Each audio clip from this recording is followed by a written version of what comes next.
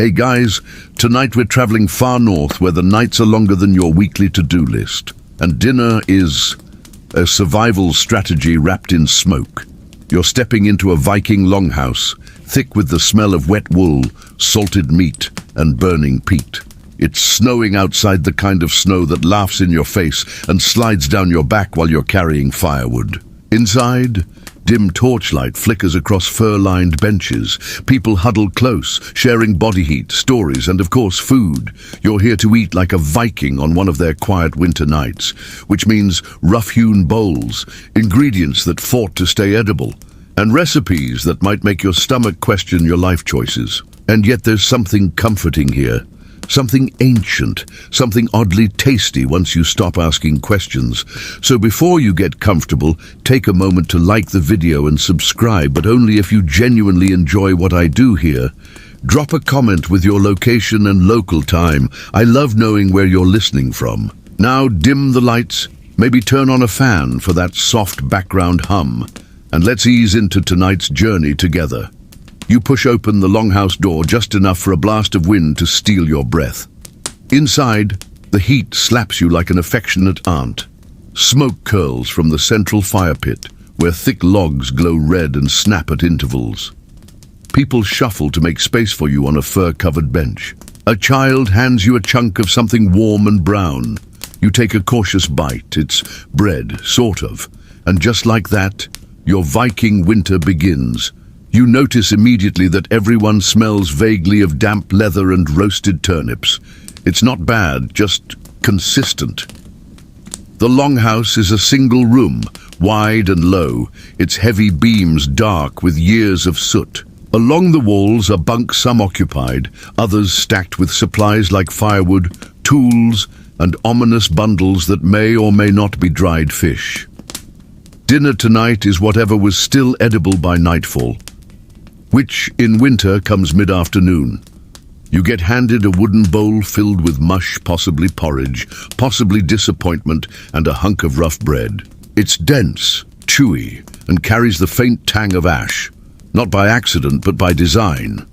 The hearthstones sometimes crack and send flecks into the dough, but no one complains. They say it adds depth. You chew slowly, thinking about all the things Vikings couldn't eat in winter. No fresh greens, no ripe fruits, no dainty pastries with 6 kinds of cream. Just roots, grains, dried meat, and whatever else didn't die of frostbite. It's humbling, and surprisingly grounding. The fire roars a bit louder as someone tosses on a new log. Shadows dance across the room like drunken warriors. You take another bite of bread. It's still chewy, but the taste grows on you, nutty, smoky, resilient, just like the people here. Historians still argue whether the Vikings ate more grains or meat in winter. Some say their diet leaned heavily on barley and oats. Others insist on preserved fish and game. Either way, they were resourceful. When it came to bread, they used whatever was on hand, sometimes even tree bark, crushed into powder and baked into desperation loaves. You haven't tried bark bread yet, but you're not ruling it out. A woman near the fire stands and stretches, her joints cracking like dry twigs. She's been up since before dawn, grinding grains with a stone mill. You've seen it, a circular slab, worn smooth, turned by hand for hours. No electricity, no shortcuts, just sheer Viking elbow grease. They mix flour with water, no yeast, unless by accident, and shape flat rounds. These go on a hot slab near the fire. Some get charred, some stay doughy in the middle. All are eaten with gusto. Butter is optional, if they have it. And by butter, we mean something made days ago in a wooden churn, left to sour slightly and stored in a leather pouch. Tasty. You think of modern bread, soft, white, perfectly sliced, and laugh quietly. This Viking bread might crack a tooth, but it won't expire by next week, or next month, or possibly ever. Someone offers you a second piece and you take it. You're polite. Also, a little hungry. It's this strange paradox. The bread doesn't seem like much, yet it fills you in a way no store-bought loaf could. It has weight, both physically and philosophically. A loaf made in this house means survival. It means one more night warmed by fire and filled with stories. You look around the room. Children curl up beside dogs. An old man carves a spoon with a tiny knife. No one's scrolling anything. No one's swiping or refreshing. Just chewing, sipping, resting. You feel your breathing slow. This is winter life. Stripped down, honest, delicious in its own brutal way. One guy pulls out something from his pouch. It's a spice. Dried mustard seed, maybe. Or is it crushed juniper? Hard to tell. Spices were rare, traded for or pillaged from far-off places. Some households had none. Others guarded their secret flavors like treasure. A sprinkle here, a pinch there, it turns bread into a feast. Sort of. You try not to ask too many questions. That's the Viking way. Outside, wind howls like a banshee with a sinus problem. Inside, a lull spreads. Bellies are warm, tongues are quieter. The fire crackles, and you settle deeper into the furs. Your fingers are sticky from the bread. Your lips dry from the smoke. You don't care. You're here. You're full. You're part of something. Someone lets out a belch that would register on the Richter scale. No one flinches. It's a compliment after all. You close your eyes briefly. In the darkness, the taste of the bread lingers. Earthy, honest, slightly bitter, but utterly earned. Tomorrow you'll help grind flour, or split wood, or chase chickens that escaped into the snow again. But tonight, you just chew and listen and try not to burn your tongue on that porridge thing. And when the fire dims and people drift toward their bunks, you find a place to curl up too. Your belly full of stone-baked resilience. Your mind slow dancing with ancient warmth. You wake slowly, or maybe you never really slept. The air is cold again. The fire in the center of the longhouse is down to glowing coals, and someone is snoring like a war horn 3 bunks over. You stretch, bones creaking, and your hand brushes the edge of the wooden bowl you were given last night. Still a crumb or two inside. You consider licking it. You don't. Someone clanks a pot near the hearth and the room stirs. It's not morning, not yet, but in winter, the line between night and morning is more of a gentle shrug. There's no sunrise to guide you, just habit and hunger. And right now, someone's baking again. You can smell it, a toasty, slightly sour scent rising from the hearthstone. Bread again, but not the same bread. This one crackles at the edges. You hear a light sizzle as something hits hot metal. It's flatbread today, maybe barley, maybe oat.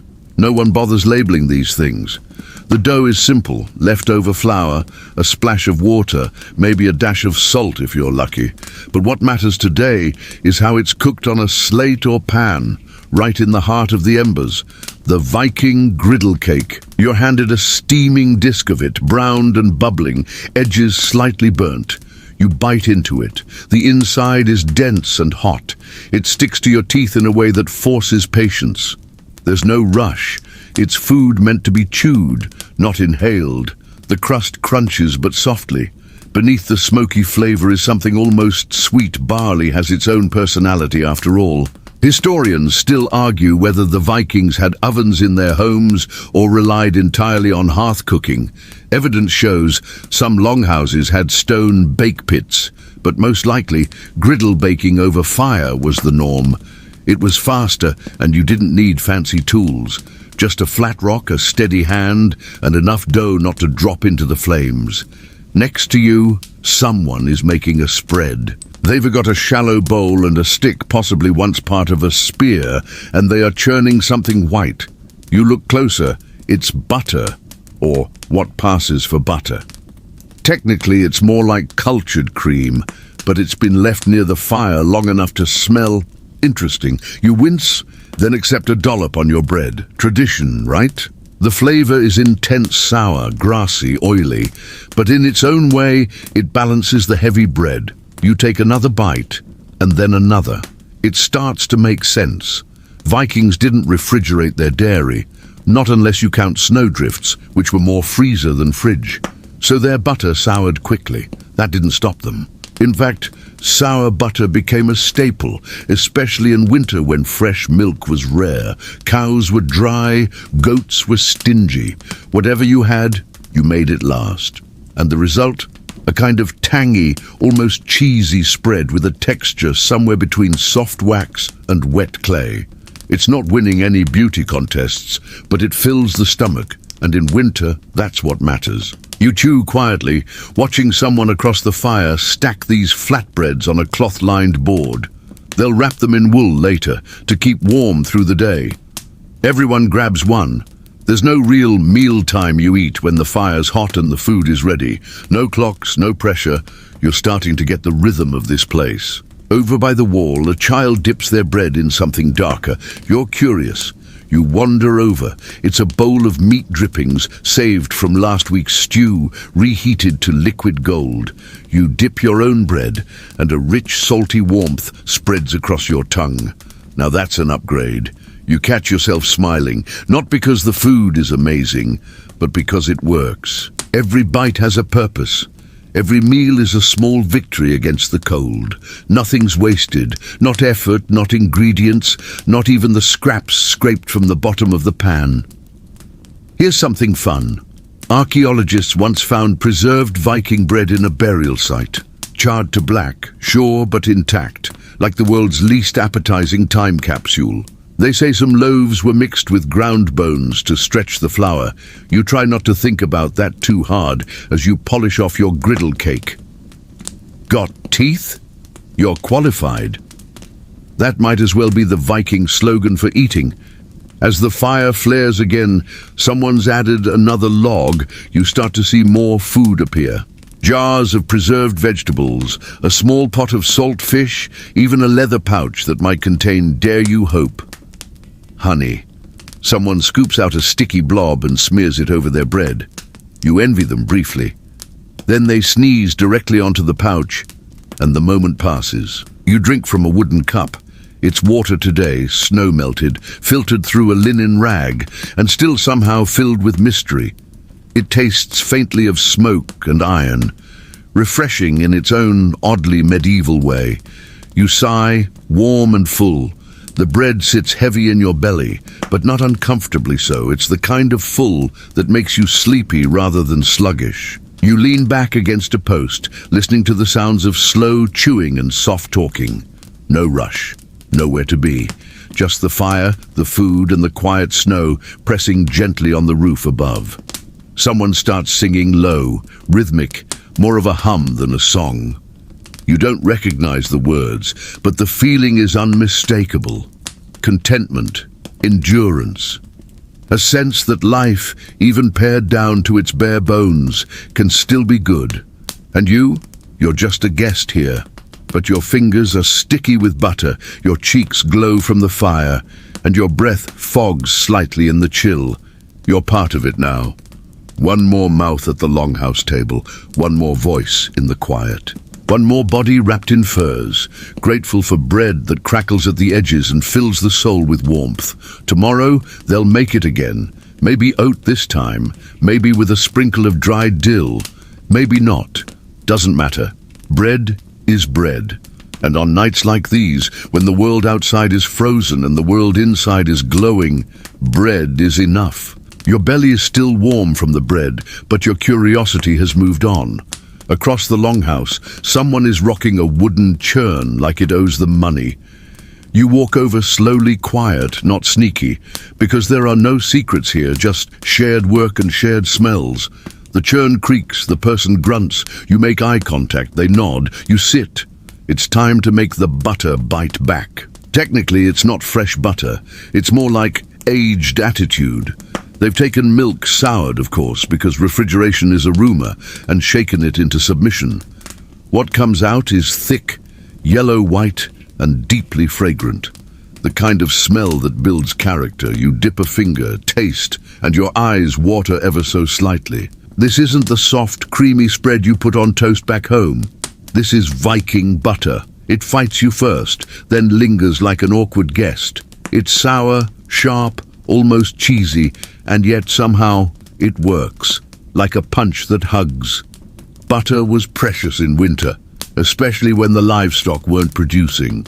Cows gave less milk, goats were stingy, and the only reliable dairy source was what you'd stored or curdled intentionally. And yes, some butter was buried in bogs literally for preservation. Historians still argue whether this was deliberate aging or just forgetfulness. Either way, bog butter exists, and it's as alarming as it sounds. But today's batch is freshly soured and whipped with care. You spread a little on the last corner of your bread. It melts slowly, soaked up like oil into a sponge. Each bite now feels like a full-body decision. Someone near the fire has a goatskin flask. They unstopper it with reverence. Out pours a liquid that smells sweet and faintly fermented. Mead. You accept a small cup, just a taste. It's golden and thin, like honey kissed by time. A single sip, and you understand why Vikings drank this during feasts, weddings, and possibly awkward neighbor disputes. It warms, it soothes, it slightly tingles your nose. There's also ale, milder, grainy, and barely alcoholic, because water safety wasn't guaranteed in the 9th century. They brewed it weak for everyday drinking, saving the strong stuff for nights when you needed courage, or forgetfulness, depending on the forecast. But today, it's mostly water and snow melt, filtered through cloth, flavored with smoke, maybe a hint of pine. You drink. It tastes like survival neutral, functional, faintly earthy. Not a delight, but never a disappointment. Someone offers you more of the sour butter, this time scooped onto a shard of crisped bread. You eat it slowly. You've learned now. Viking food isn't a race. It's a conversation with your tongue, sometimes encouraging, sometimes challenging, always honest. There's a quiet moment, the kind that only exists in rooms warmed by fire and trust. People chew, nod, breathe. No one rushes. No one performs. The snow outside has stopped, but no one's leaping to shovel paths or chop more wood. That's tomorrow's problem. Tonight is for staying alive in comfort. You notice the butter has layers, literally. The top is soft, whipped from warmth. The middle is dense, almost gritty, and at the bottom there's a swirl of whey, yellowed with use. Each layer tells a story of patience and necessity. You imagine some Viking child sneaking spoonfuls, then learning the consequences in the pit latrine later. A risk worth taking, probably. A bowl of something else is passed around. At first, you think it's porridge, then you realize it's a kind of spread. Made from leftover grains, sour milk, and maybe dried berries. Someone calls it sluttergrut, or maybe that was a sneeze. Either way, it's tangy and clumpy, like sour cream's rebellious cousin. You try it on your bread, and it kind of sings. And here is the quirky part. Some Viking homes kept food buried near the hearth, not to hide it, but to keep it just warm enough not to freeze, and just cool enough not to rot. It was a balance game, like juggling snowballs and fire coals. Historians still argue whether this storage method was genius or gross. Probably both. A child stirs a pot of leftover butter and grain mash, adding a pinch of salt and herbs. It's butter soup. Someone tells you what happens when creativity meets necessity. You take a spoonful. It's odd, salty, a little fermented, but it fills your chest with warmth. Someone cracks a joke about it helping with digestive readiness. You pretend not to understand, but your stomach rumbles like a distant thunder god. Another detail.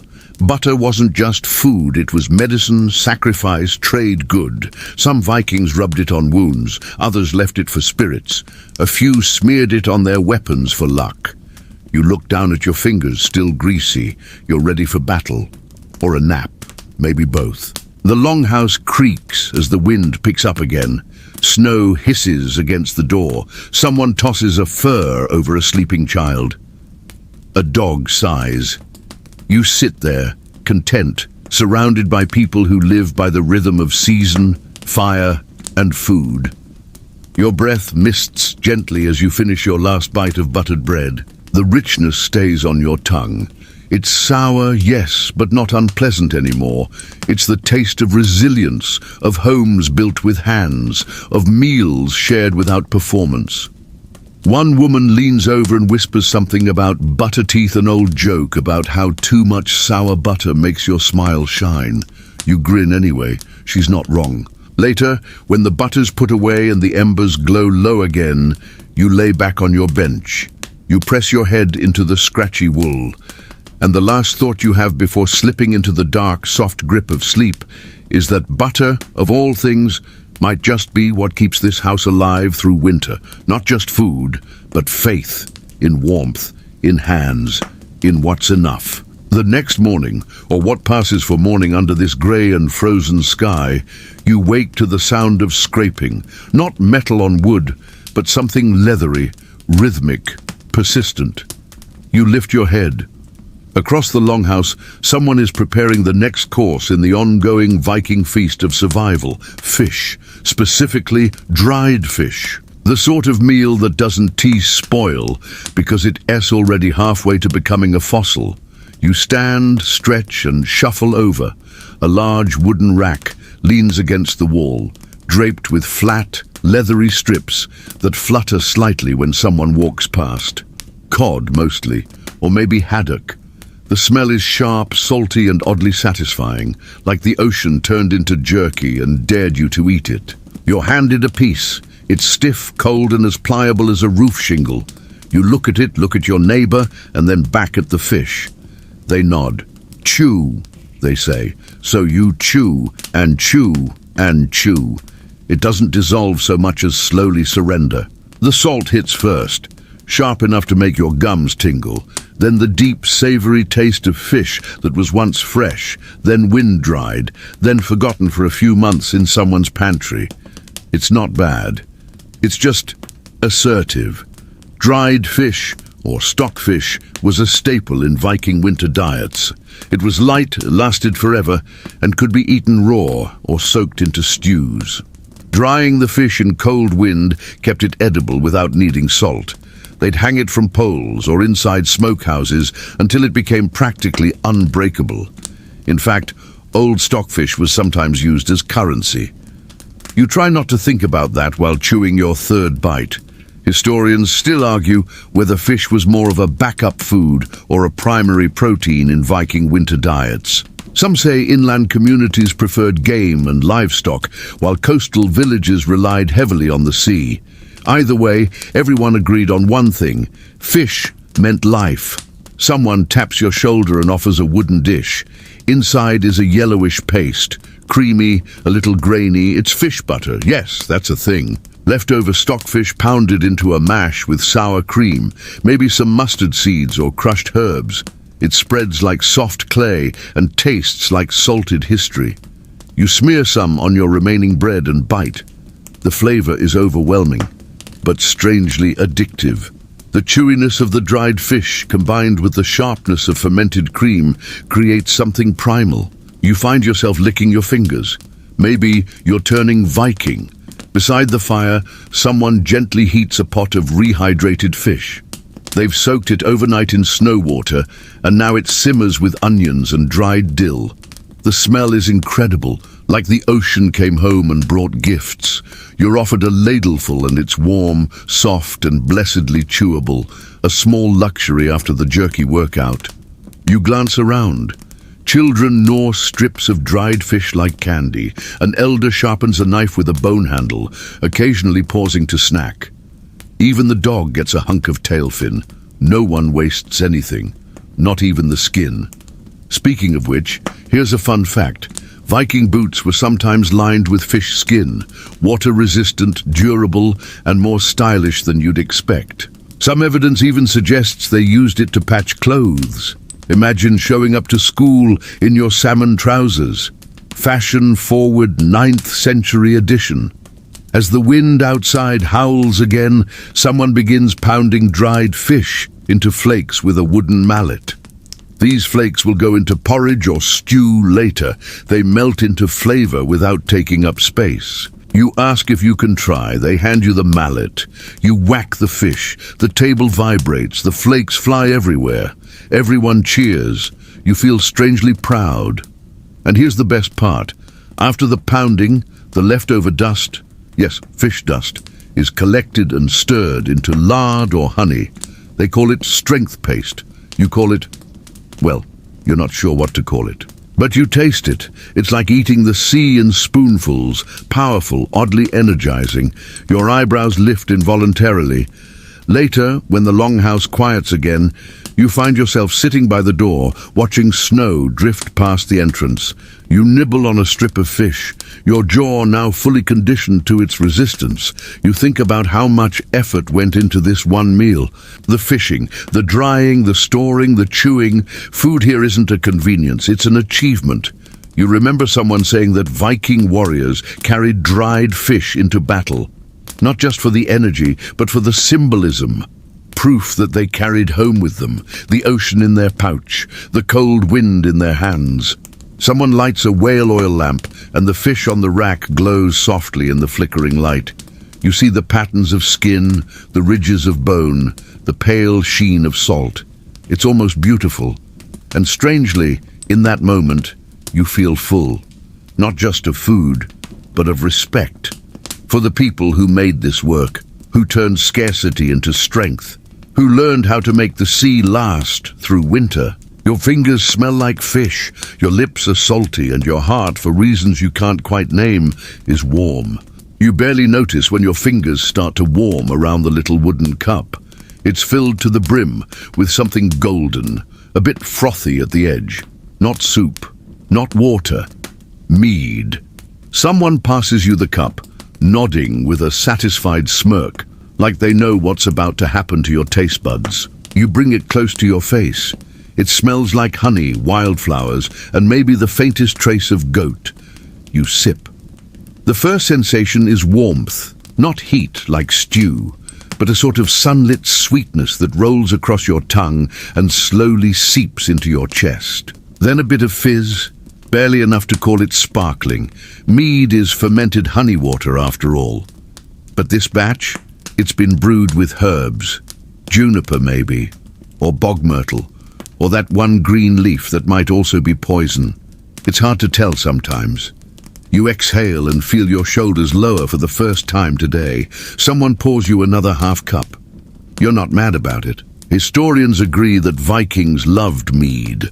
It wasn't their only drink, but it held prestige. You didn't chug it after chopping firewood. Mead was for feasting, gifting, and toasting the gods. Ale, by contrast, was the daily sip. Weaker, browner, sometimes grainer than a barley sandwich. And then there was snow water, collected in buckets, strained through moss or cloth, and hopefully not tainted by whatever passed by the roof that morning. You take another sip and glance around the longhouse.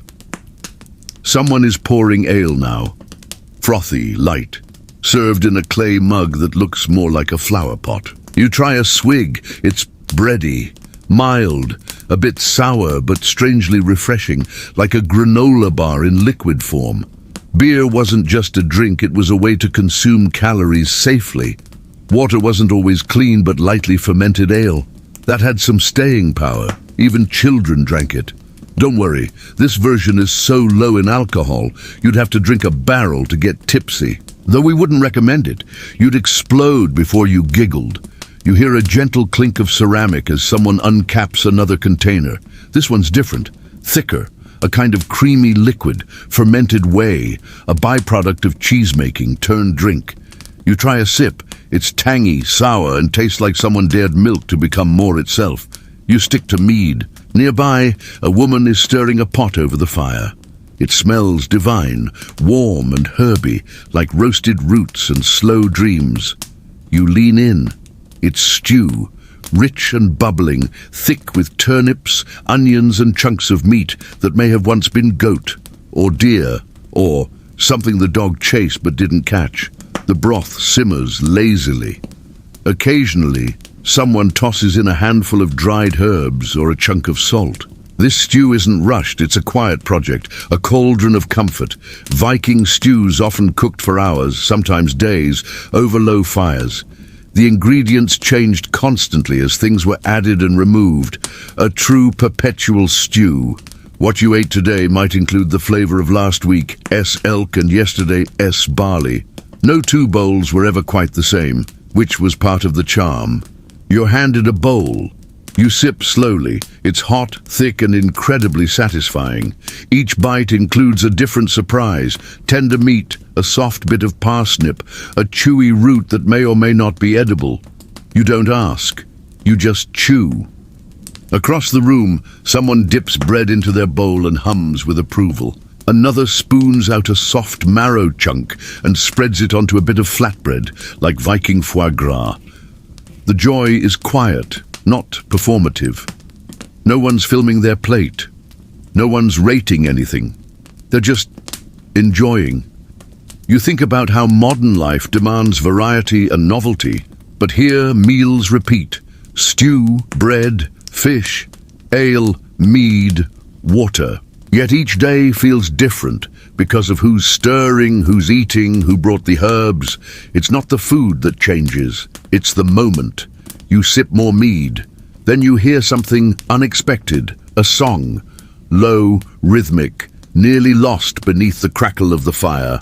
An elder, eyes closed, is chanting a drinking tune. You can't understand the words, but the rhythm vibrates through your spine.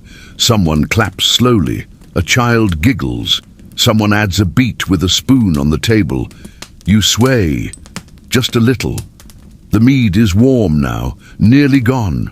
Your fingers are sticky from honey and your tongue is slightly numb. But your mind feels soft, pliable, like wool pulled from the spindle. You lean back and let the stew settle, let the song drift past your ears. And that's when someone hands you snow water, cold, clear, calming. It tastes faintly of pine smoke and mineral grit. You didn't think you were thirsty until now, but after all that honey and ale, the snow water is a revelation. Sharp, pure, anchoring. Outside, snow drips slowly from the roof edge. A rare thaw. Inside, cups clink, stories swap, and bellies are content. You feel it then. That old Viking magic, not in swords or raids, but in the quiet miracle of warmth and nourishment when the world outside is made of ice. A cup of mead, a spoon of stew, a sip of snow water, everything you need, right here, right. You stir awake to the low gurgle of something thick and ancient bubbling in a pot near the hearth. It's not stew this time. It's something deeper, denser, the kind of concoction that clings to the sides of the cauldron like it's trying to escape being eaten again. The aroma is rich, meat, root vegetables, and something smoky sweet with a hint of mystery. You drag your fur wrap tighter and crawl closer. Someone stirs the pot with a carved wooden ladle as big as your arm. The contents shift sluggishly. A hunk of meat rises briefly, glistening and trembling, before sliding back beneath the surface like a sea monster going home. This is the stew, the one they've been feeding for days, maybe weeks. A perpetual stew, they call it now, but really, it's the Viking version of a fridge raid. Everything goes in, yesterday's bones, last week's root mash, even the remnants of dried fish crumbled in like spice. What you taste depends on what they had and what they didn't. You're handed a bowl, again. And even though your mouth still tastes faintly of mead and wood smoke, you're ready. This stew is thicker than before, darker. The meat, goat, lamb, possibly a very tired pig, is tender enough to break with a spoon. Turnips melt into the broth, leeks float lazily. There's something in there with a nutty crunch. You hope it's a parsnip, you hope. And here it is, your historical moment for the day. Stews like this were cooked low and slow, sometimes for days on end. Historians agree this allowed communities to stretch precious food longer, using fire that was already needed for warmth. Some even argue that the pot never left the fire for an entire season, just topped up daily like a faithful old soup fountain.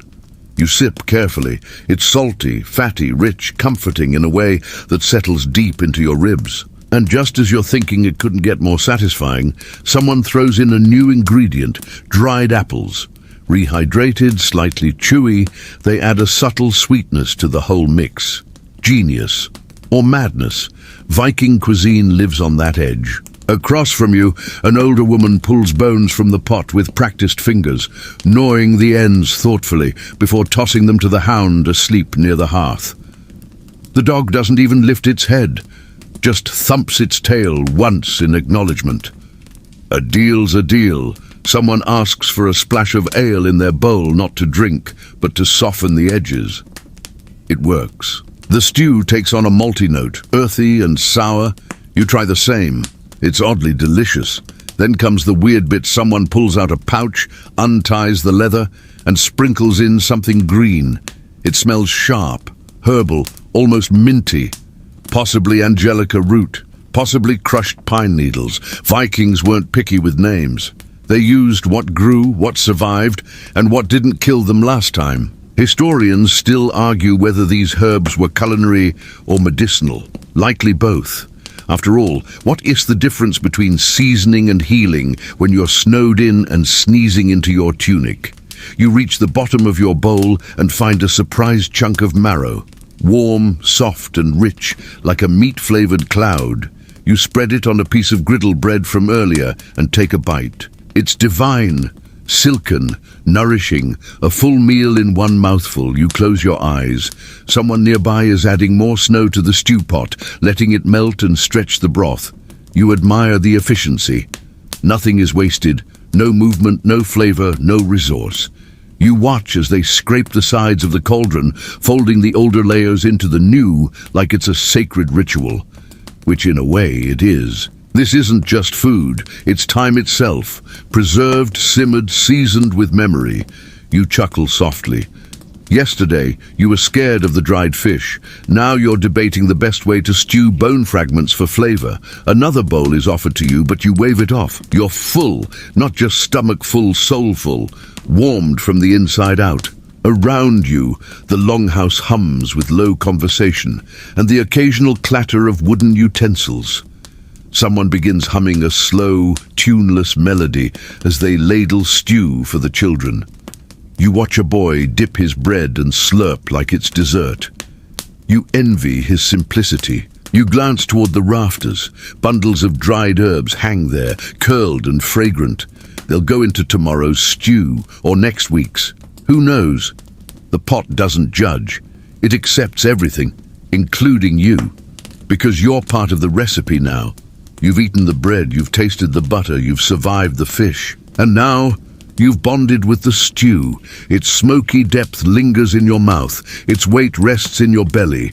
Its history pulses in your chest. As the fire crackles and someone adds another log, you lean back against the wall and pull your cloak tighter. You're warm, you're fed, you're still alive, and tomorrow there'll be more stew, different, familiar, eternal. The fire has burned low again, but the warmth lingers. Your fingers still carry the scent of meat and herbs. Your breath fogs in soft little clouds. And somewhere in the dimness, someone's gently thumping a churn. The sound is soft, rhythmic, oddly comforting, like a heartbeat from the pantry. You sit up, stretch your shoulders and wander toward the far wall. There, nestled in the corner beside the bundle of dried herbs and a suspiciously chewed boot, sits a ceramic bowl. Inside, something pale, thick, and a little shiny.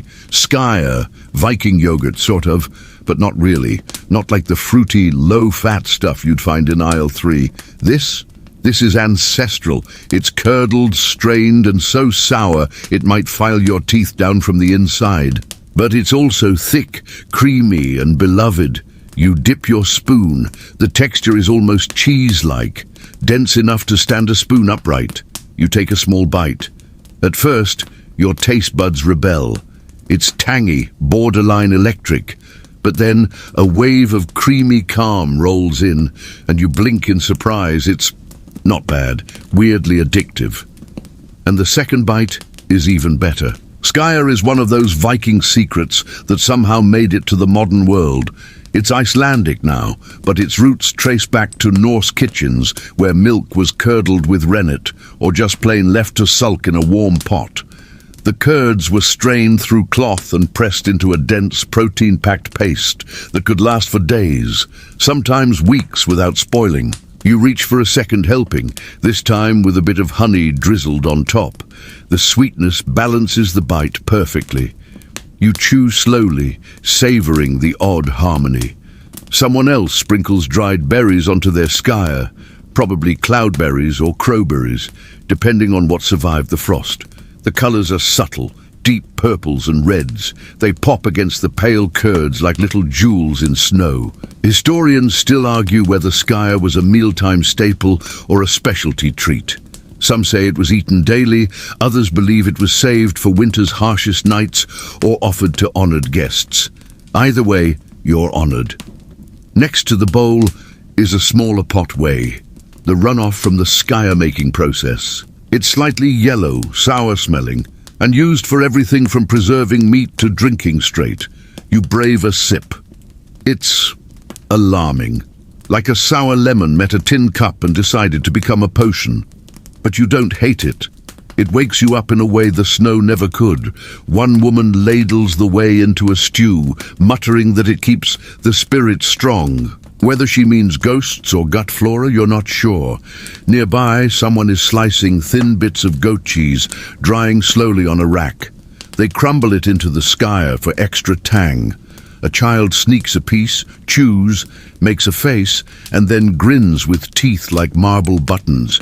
And you're on your third bowl. You notice how no one eats alone here. Even the smallest snack is shared, passed around, discussed. Every bite has context: where the milk came from, how long it soured, who strained it best. Food here is community, it's a narrative. Someone reaches behind a curtain and pulls out a special treat, a pot of skyre, mixed with lard, berries and a touch of beer. A kind of proto-smoothie if you squint and have no expectations. You taste it. It's rich, sweet and deeply weird, but again, comforting, like a bedtime story in edible form. And here's your quirky tidbit for the night. Some Viking communities believed skyre had healing properties, rubbed on wounds, eaten after childbirth, used in protective rituals. One tale even claims a warrior swore by it to keep his blade sharp. Whether he meant metaphorically or literally is up for debate. But there's something sacred about it. A food born from patience, preserved by cold, perfected by repetition. You lie back, watching steam curl lazily from the last bowl. The taste lingers on your tongue, sharp, smooth, slightly sweet. Your stomach is full, your mind a little quieter, and as you drift closer to sleep, you can almost imagine the countless winters before this one. All the hands that stirred, churned, strained and spooned. All the mouths that puckered at the sour bite, then smiled. Skyre isn't glamorous, but it endures, and so do you. You're woken by a smell that isn't food, but still feels edible, thick, oily, faintly fishy, and almost waxy. It's not coming from the stew or the bread or the ever-reliable skyre pot. It's coming from above you. You open your eyes and glance upward. There, hanging just inches above your head, is a shallow bowl made of soapstone. A little flame flickers from it, casting long, soft shadows along the wooden beams. The light has a yellow-grey tint, warmer than candlelight but smokier, and every now and then it sputters like it remembers being alive. Whale oil. That's what's burning. Not olive oil, not beeswax, but whales. The fat rendered down into fuel. It clings to the air, coats your throat slightly when you breathe, and settles into your wool tunic like a memory. You sit up, careful not to bump the lamp. Around the longhouse, others are rising too, some stretching, some sipping from wooden cups. A woman near the fire tends to the wick of another oil lamp, using a twisted bit of moss as tinder. The flame steadies. The room is dim, but not dark.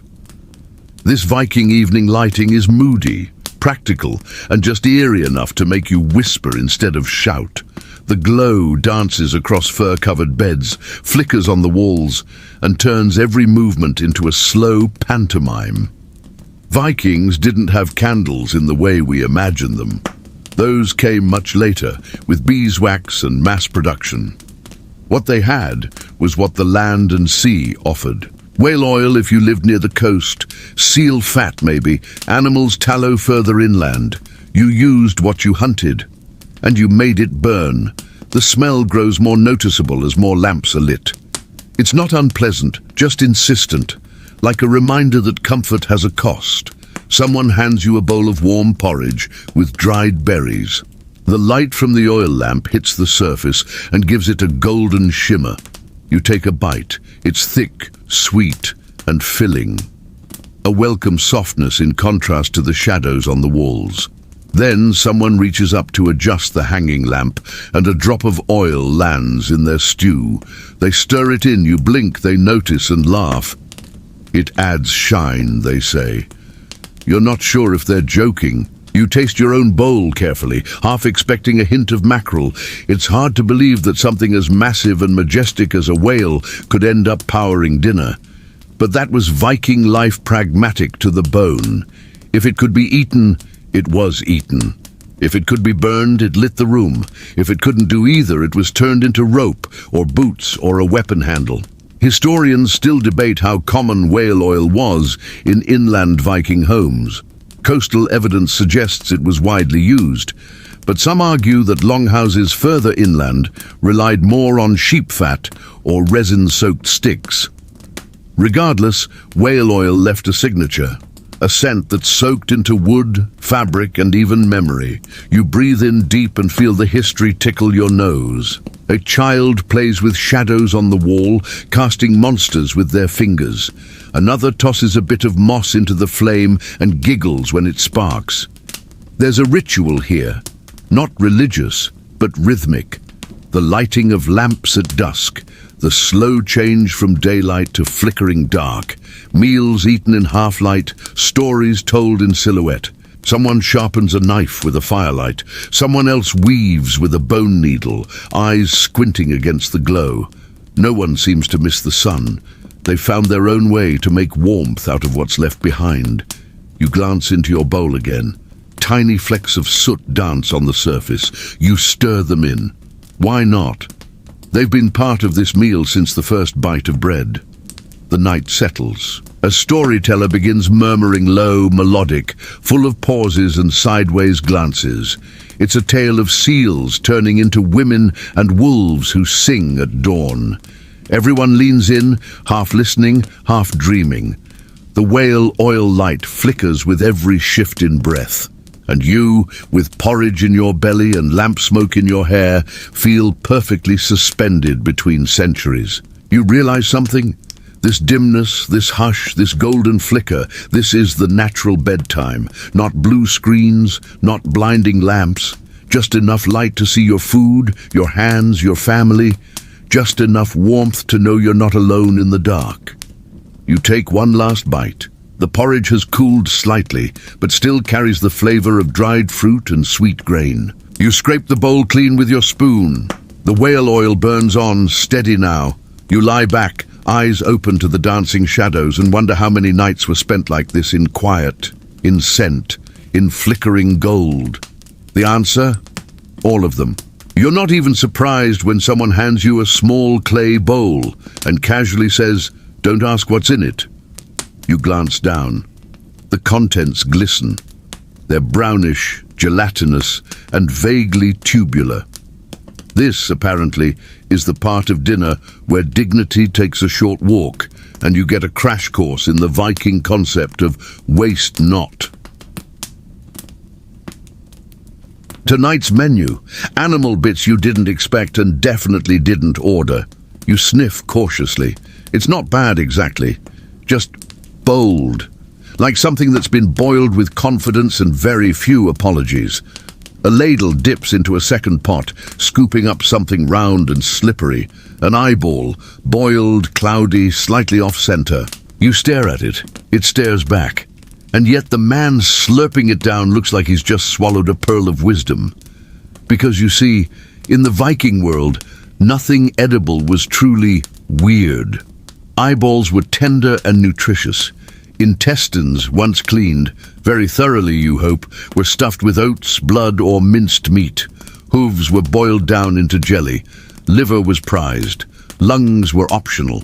And if it came off the animal, someone had figured out how to cook it, and someone else had probably claimed it was good for virility.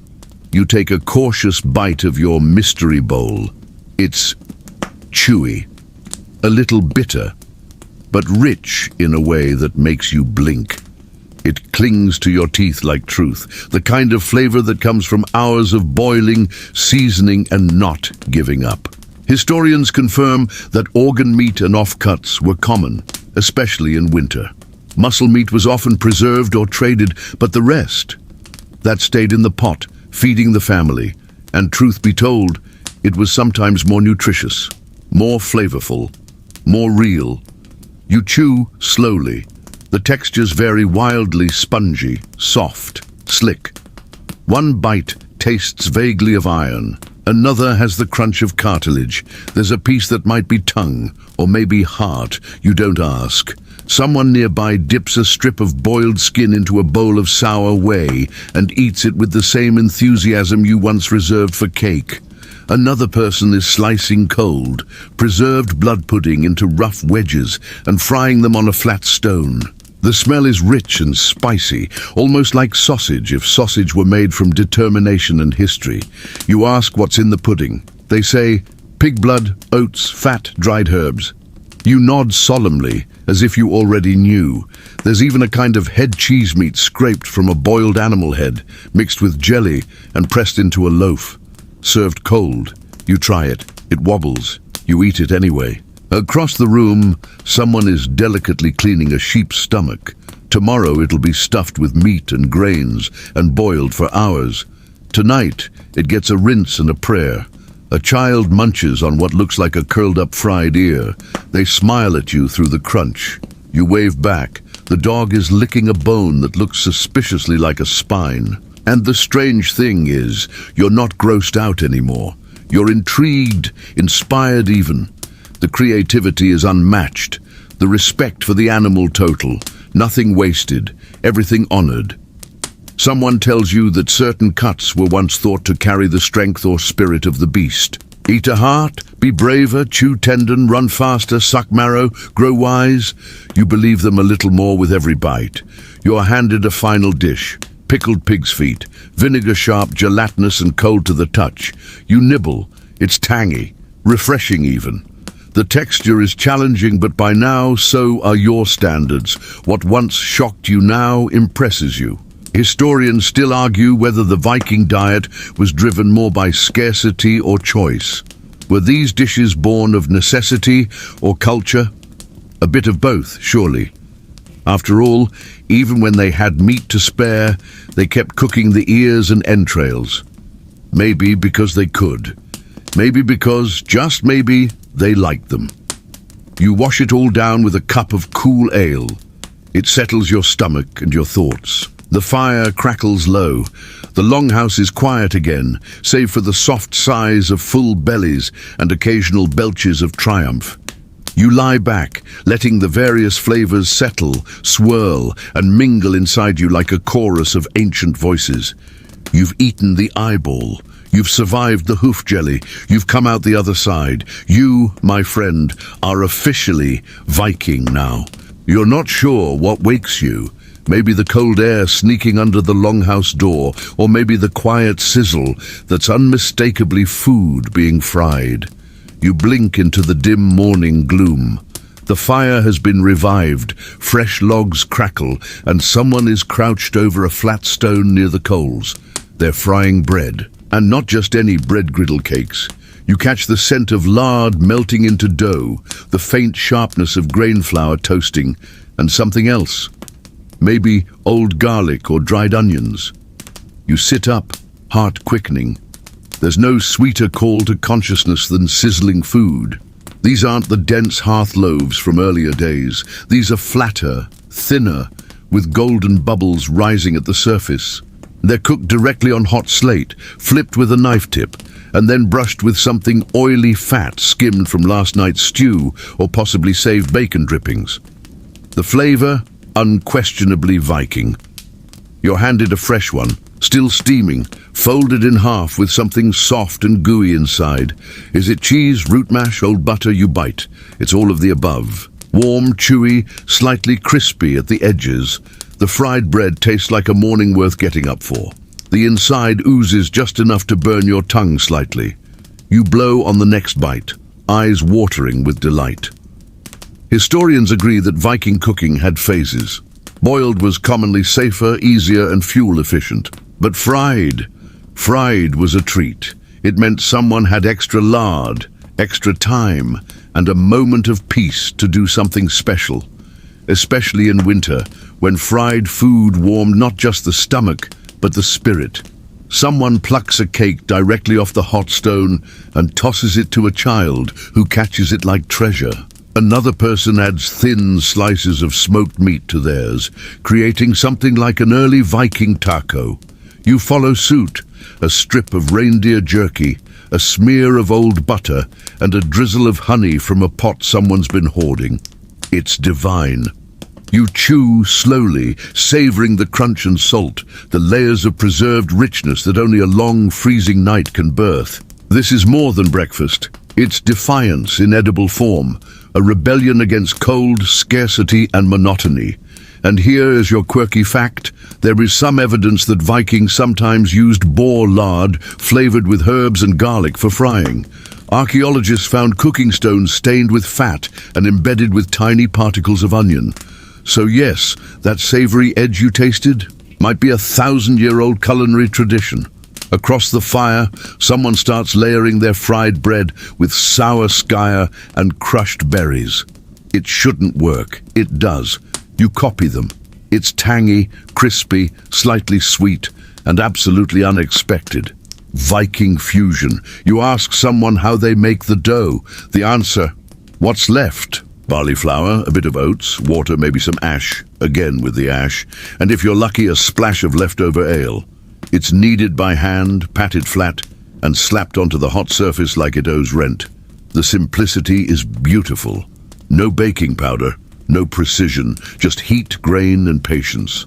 You take another griddle cake, this one plain. It's more toasted than the last. The crunch is louder. The center is slightly doughy, but you don't mind. It's honest. Someone laughs as their bread bubbles too much and spills lard onto the stone. The flame hisses, a dog barks. Another person dips their fried bread into leftover stew from last night. You follow again.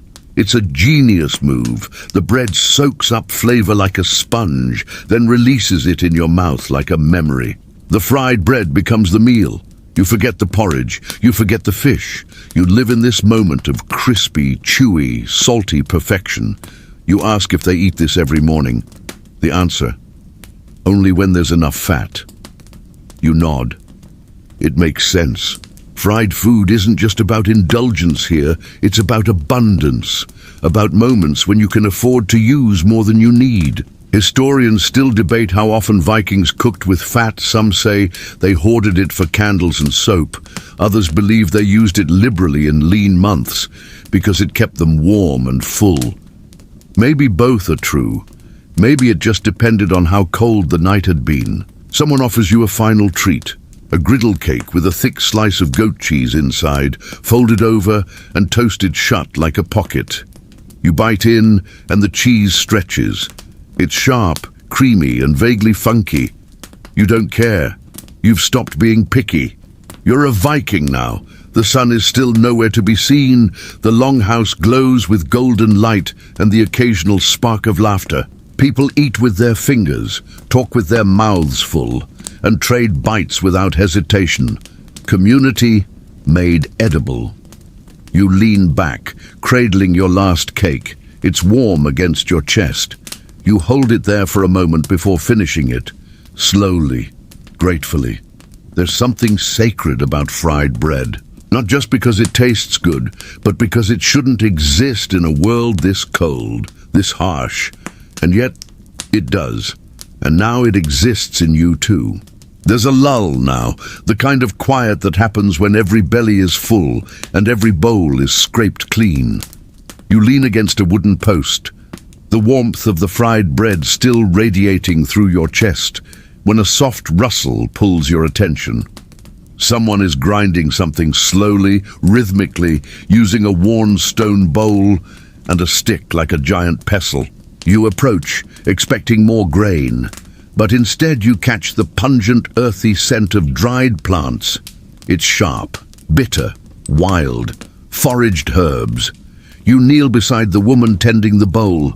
Her fingers are stained with green and brown. Her breath is slow, her eyes focused. She grinds wild onions, angelica root, dried mushrooms, and something that smells distinctly like dirt, but in a good way. These are the forgotten flavors of Viking life, the ones not grown in neat rows or kept in storage jars, but hunted with the eyes and gathered with care from forests, fields, and rocky hillsides. These are flavors that grew wherever they dared, that had to be recognized, remembered, and respected. You're handed a pinch of the blend. It's dry and crumbly. You touch it with your tongue. Instantly it floods your mouth. Sharp like garlic, bitter like unripe herbs, faintly peppery with a whisper of lemon. You cough, then grin. It's not food, it's personality. Vikings foraged year-round, but in winter they depended on what they'd gathered and dried during warmer months: wild onions, juniper berries, nettle leaves, birch bark even. Mushrooms sliced and hung to crisp in the smoke. Some were boiled into broths, others were crushed into pastes. A few were simply eaten raw, if your stomach was brave enough. Historians still argue how much Viking cooking relied on foraging versus farming. Some say foraging was a backup, others believe it was essential, especially in harsh winters when even root cellars offered little variety. You're handed a bowl of wood, shallow, carved with something that might be runes or maybe just a child's doodles. Inside is a mash of dried mushrooms, chopped herbs, and melted lard. It smells strange. You take a cautious bite. It's earthy, salty, deep. This is not seasoning in the modern sense. This is sustenance, medicine, memory. Someone across the fire is crushing dried rose hips with a stone. They'll be steeped in hot water for tea later. Another person adds pine needles to a pot of barley. The needles soften slightly, lending a citrus note. You didn't see that coming. A man pulls out a small pouch from under his fur cloak. He offers you a sniff. It's mustard seeds and something sweet, maybe dried berries or aged honeycomb. He grinds them with a bit of snow and stirs it into goat fat. The result? A spread so potent it nearly clears your sinuses. You take a bite on a chunk of flatbread and immediately forget what cold feels like. A few others prepare a green paste, crushed dried leek tops, mashed boiled root, and the remains of an herb you can't identify. It smells like spring, it tastes like hope. And here is your fringe tidbit. Some Viking foragers swore by troll mushrooms, strange little caps that grew near bogs and were said to cause visions or deep sleep. Were they food? Were they medicine? Or just really bad decisions? Historians still raise eyebrows. You turn your attention to a small jar passed around. Inside is a syrupy black liquid. Birch sap reduced and thickened like molasses, sweet, sticky, with a back note of smoke. It's drizzling over the cold sky. You try a bite. It tastes like winter being slowly tamed. You begin to notice how herbs and foraged bits thread through every meal here. They sneak into stew, hide in butter, coat dried meats, or brighten fried bread. They're the quiet stars, the background music of every bite. You watch as a young girl ties bundles of dried plants onto a wooden beam, high above the fire where they'll stay warm and dry. She names them as she works: tansy, wild thyme, feverfew. Some are for cooking, some are for healing. Some, she whispers, are for dreams. The dog sneezes. Someone throws it a scrap dusted with crushed angelica. Even the animals eat better than you expected. And you You chew on a sliver of dried mushroom coated in goat fat and realize something strange. You become to crave this. The depth, the dirtiness, the layers of bitterness and warmth that make each bite taste like a poem composed in survival. These aren't dishes, they're spells. You lick the last of the paste from your fingers. Around you, the herbs sway slightly in the rising warmth from the fire. The longhouse smells like smoke, pine, earth, and something bright, almost citrusy from that pine needle stew. And as the night falls again, darker and quieter than before, you realize you've become attuned to this place, to the way flavor lives in shadows. By the way, nothing here tastes the same twice, to the way you've changed. The snow is heavier now. You can hear it sliding off the longhouse roof with a slow, deliberate whisper, like the land exhaling in its sleep. Inside, the fire pulses gently, casting golden waves of light across the floor. Everything is still. And yet, beneath the calm, there's tension. Food is running low. You can feel it in the glances cast toward the pantry nook, in the way bowls are scraped more carefully, in the extra few seconds someone stares into the stew pot after it's been emptied. No one says anything out loud, but you feel it. Winter is not done yet. You wander toward the storage area. It's nothing like a modern pantry, no neat shelves, no humming freezer. It's a mix of baskets, sacks, clay pots and bundled hides. Some things are buried in straw, others in ash, and a few meats, mostly are stored in boxes packed with snow or hoisted on beams just out of reach of the hound. You lift the corner of a hide and peer into a wooden crate. Meat, frozen solid. Chunks of what might be goat shoulder, boar flank, maybe even reindeer. They glisten faintly under the packed snow, like artifacts from another life.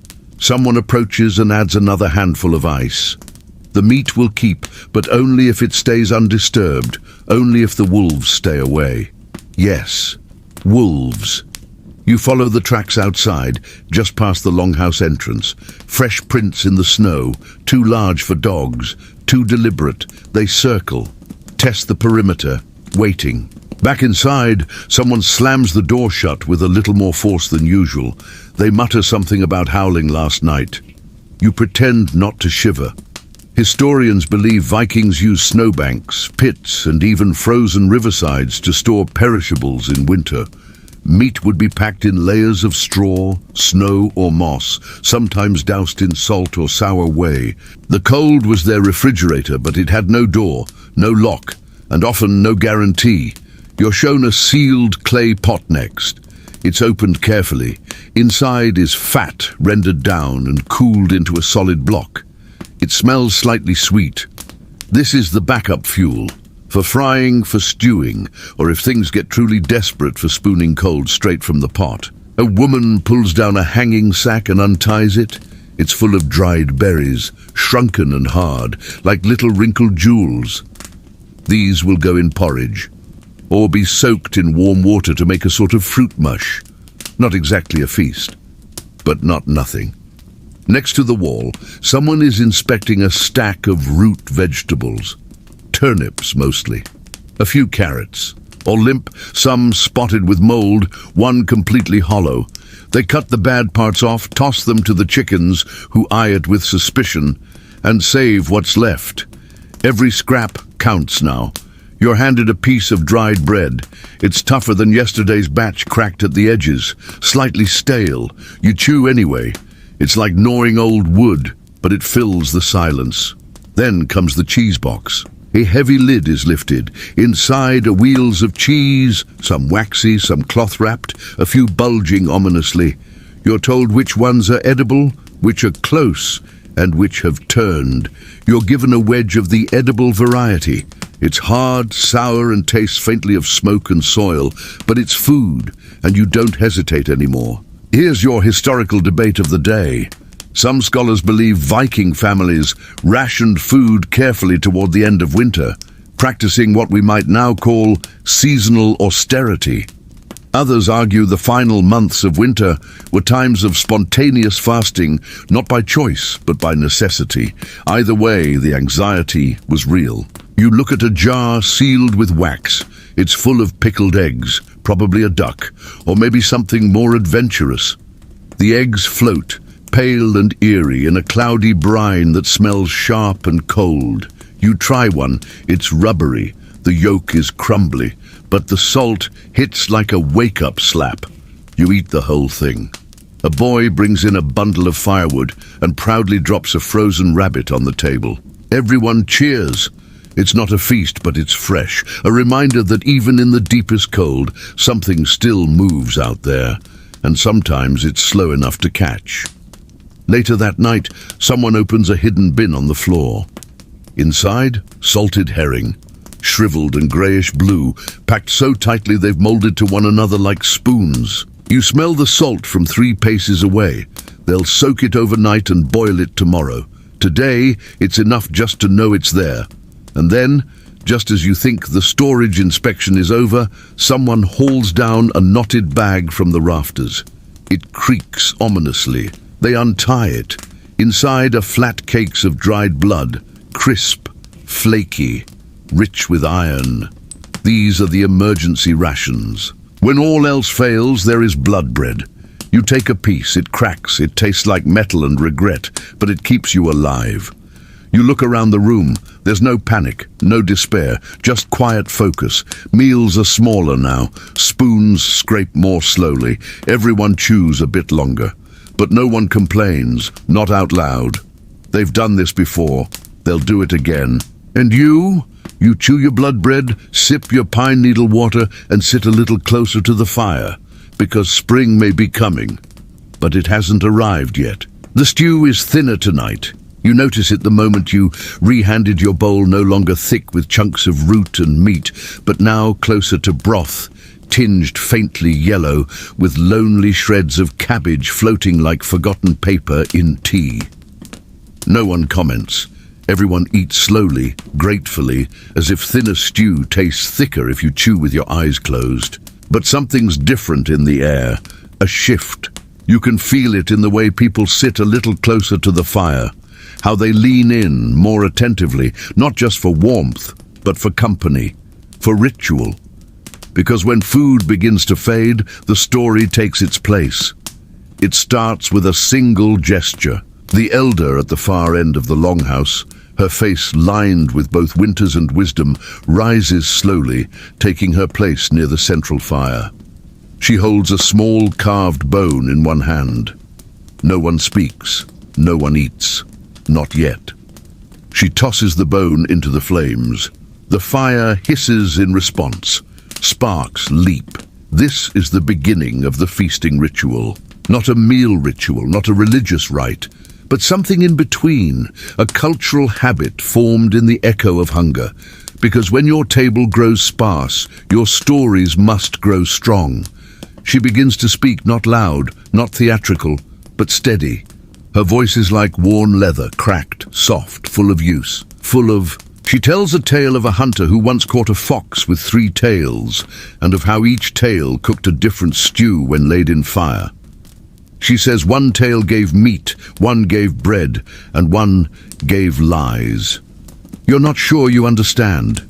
You're not sure it matters. Children inch forward. Someone claps softly on their knee. A slow beat. A young man answers with a low humming tone. Soon, the longhouse fills with rhythm. Not music exactly, not song, but presence. Energy passed hand to hand like invisible food. Someone begins carving pieces of wood faces, animals, runes, little totems of the tail. They pass them down the row. You're handed one. A fox, perhaps, or a potato. The details are abstract. You hold it like it means something anyway.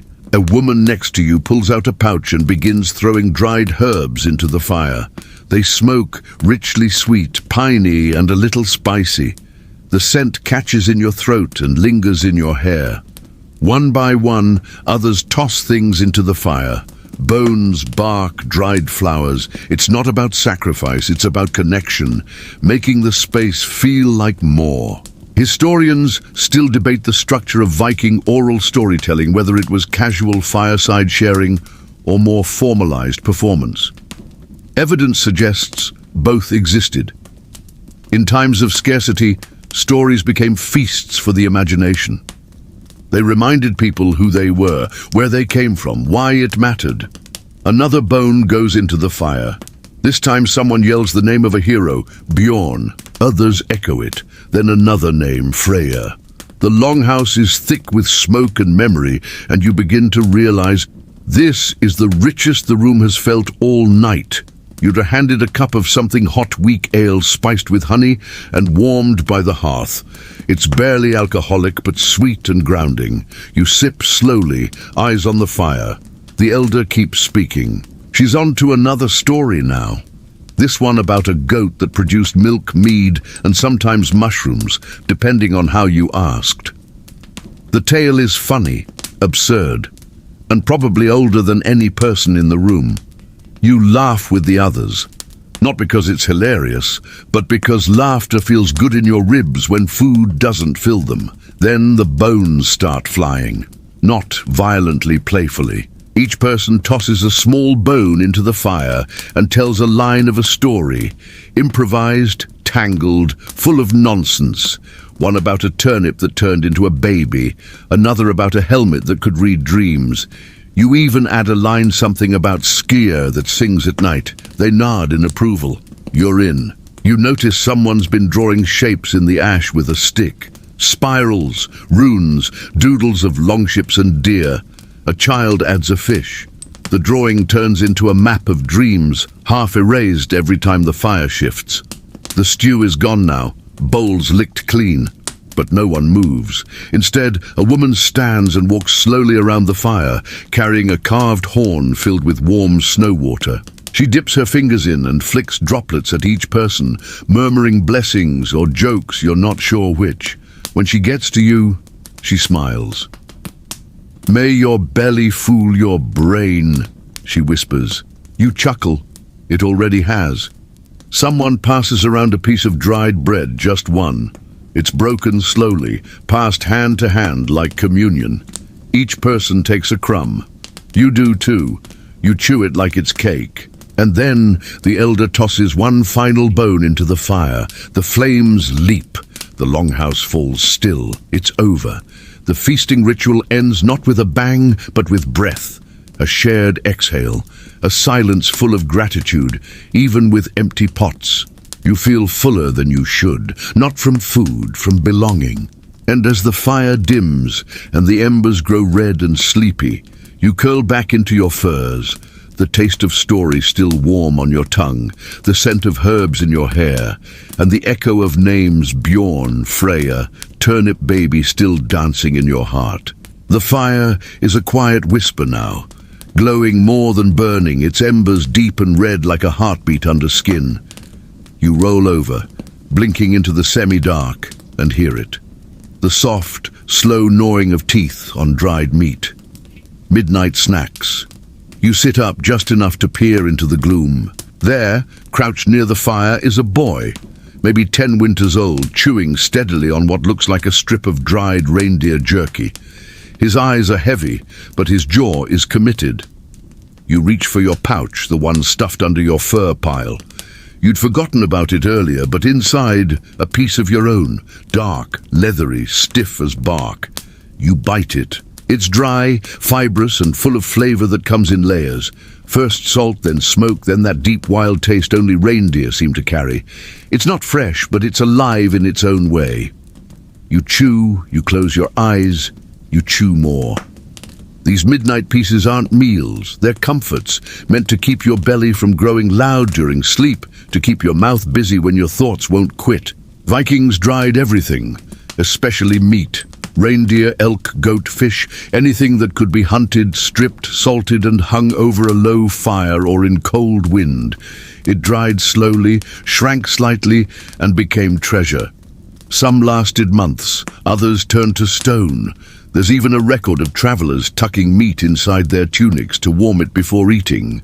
Pocket jerky, innovation at its finest. Historians still argue whether the meat was spiced before drying or simply salted.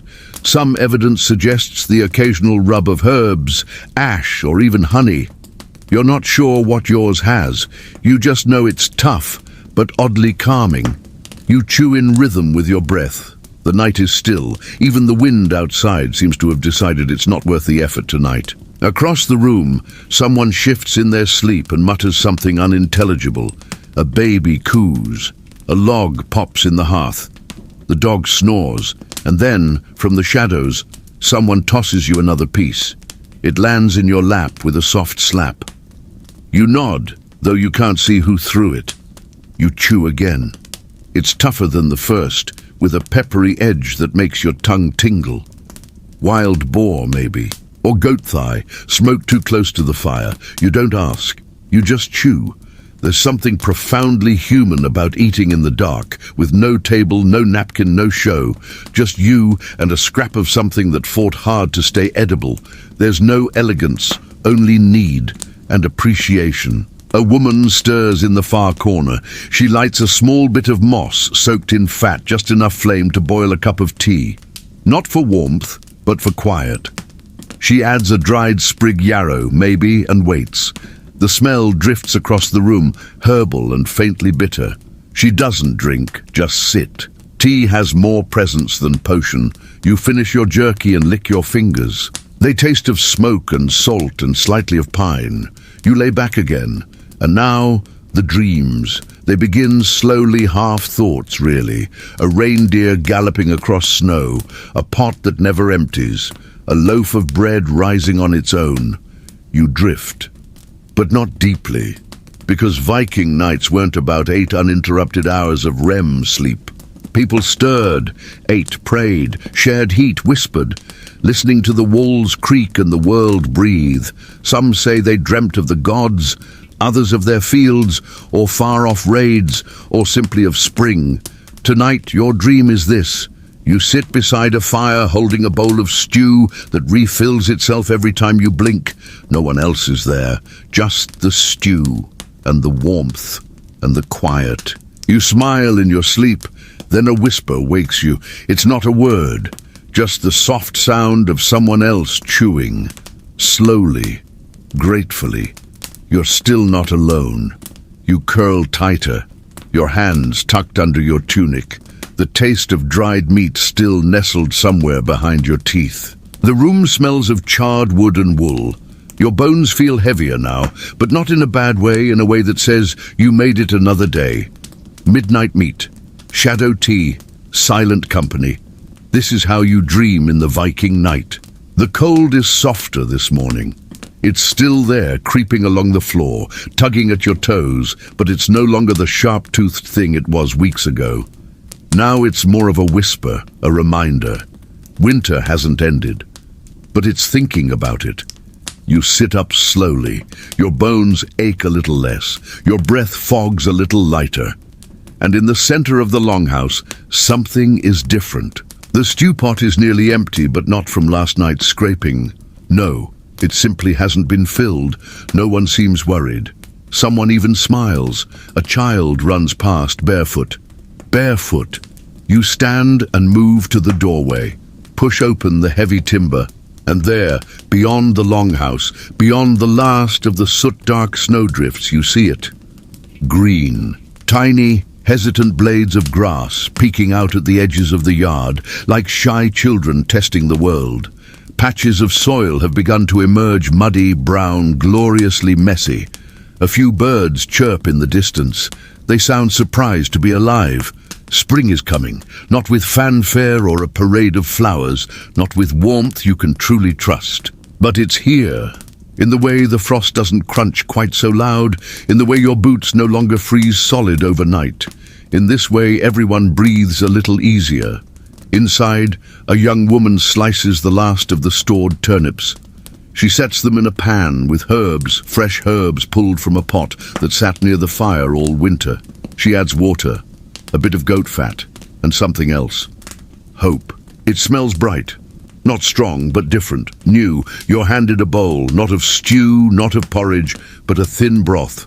Just a taste. enough to hint that the days of survival food might be tapering off. Soon there'll be greens, lamb and fresh eggs, that there will be choices again. You sip, and you swear you can taste sunlight in it. Historians still argue whether the Viking spring brought abundance right away or dragged its feet with weeks of mud and hunger before rebirth. Some believe the spring lean was worse than deep winter, the last supplies gone, but no crops ready. Others claim the first herbs and early milk were enough to spark feasts. Either way, one truth stands: spring meant a shift, and you feel it. People are outside now, tending to traps, checking tools, squinting at the sky like they're trying to catch it in a lie. There's laughter. Real laughter. Someone throws a snowball and it splashes, not crunches. Progress. You're still chewing dried meat, but it's the last of the old batch, and someone mentions soaking the next in wine instead of brine. Just for flavor. Just because they can. Someone else opens the seed box. That's the moment. You gather near the fire as the elderly woman unwraps the cloth bundle. Inside are seeds, wrinkled, fragile, hopeful. She places them gently in a bowl and hums. The planting won't start yet. The ground is still sleeping, but the idea has woken up. Around you, people stretch their limbs like trees thawing from ice. Someone even sets aside a fur cloak, wearing just linen now. Bold, but it's the kind of bold that feels earned. A girl brings in a tiny sprig of something green, something wild she found by the stream. It's clutched in her palm like treasure. She places it on the table and names it aloud, though you don't understand the word. Everyone nods. A new ingredient, a new day. You take one more sip of the broth, then set your bowl down and step outside. The snow is soft under your boots. The sky, pale and high, carries a thin promise. The longhouse behind you smells of ash, meat, milk and memory. You've tasted the full Viking winter, bread like stone, butter that growls, fish that doubles as rope. Mead is like the sun in a cup. Bones tossed in fire, stories whispered in hunger, meat gnawed by moonlight, fried cakes in lard, pickled feet, and stews that dreamed of being more. And now, you get to taste something else, the beginning of enough. The fire dims again, softer now, like it knows your eyelids are heavier than your thoughts. The last bowl is empty. The last crumb of dried meat has been tucked away for the morning. The longhouse has fallen quiet, with just the occasional sigh from a sleeping dog, the creak of wood adjusting to a warmer world, and the slow rhythm of breath shared by people who've endured together. You lie back, eyes half-lidded, the taste of smoke and honey still lingering on your tongue. Your belly isn't full, but it's content. Your hands still smell faintly of herbs and broth. Your feet, once numb with cold, now stretch toward the fading heat. Outside, the snow is melting, slowly, reluctantly, but melting all the same. Inside, you are still, tired, whole. Your mind begins to drift toward shadowy stories told beside flickering lamps, toward fried bread that cracked with joy, toward bones thrown into fire like offerings to forgotten gods. You remember the salty chew of jerky in the dark, the way your name vanished into smoke during the feasting ritual, the green spring placed like a crown upon a table of memory. And as you exhale, long and slow, the room blurs around you. The cold outside fades, the ache in your legs quiets. All that remains is the gentle hum of survival, the warmth of story, the steady echo of lives that came before you, each one cooking, chewing, hoping, dreaming. Let that warmth carry you now. Let it hold you as you drift. Let your breath join the rhythm of this quiet place. Sleep now. Sleep deep. Sleep like the fire's still burning.